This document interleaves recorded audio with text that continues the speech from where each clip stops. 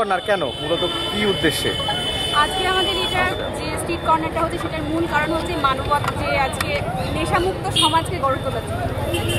কি চাইছেন আপনারা? আমরা চাইছি বর্তমানে নেশার কারণে পুরো একটা ভবিষ্যৎ প্রজন্ম নষ্ট হতে চলেছে, সমাজ নষ্ট হতে চলেছে।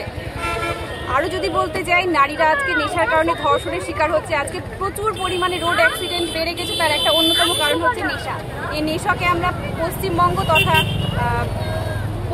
থেকে আমরা এটাকে দূর করতে চাইছি। যেমন বিহার মাদক মুক্ত হয়েছে 2016 সালে, ঠিক সেই রকমই আমরা পশ্চিমবঙ্গকে মাদক মুক্ত করতে চাইছি। সরকারের কাছে কি দাবি?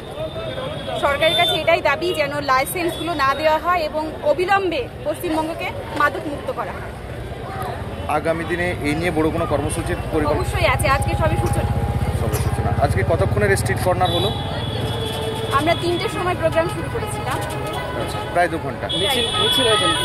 হ্যাঁ, নেতাজি পার্ক থেকে মিছিল হয়েছে, হসপিটালের ওই দিক দিয়ে কলেজ রোড হয়ে আমরা বাস স্ট্যান্ডে।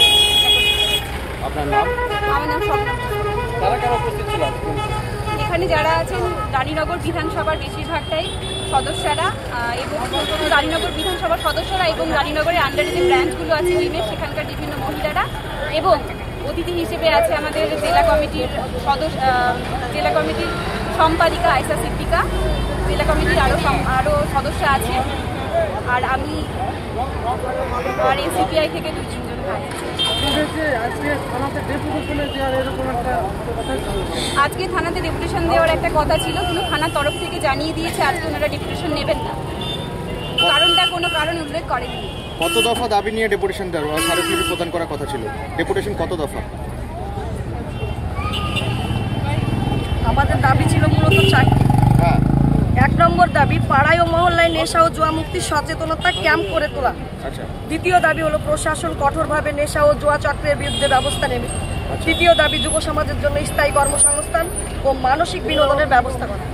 4র্থ নম্বর দাবি, শিশু ও কিশোরদের জন্য ফ্রি ফায়ার, পাবজির মতো যে মোবাইলের ভয়াবহ নেশা, এটা থেকে মুক্তি দিয়ে তাদের হাতে বই খাতা তুলে দেবে। এটাই মূলত। পুলিশ স্মারকলিপি প্রদান করতে বাধা দিয়েছে বা প্রদান করতে দেয়নি?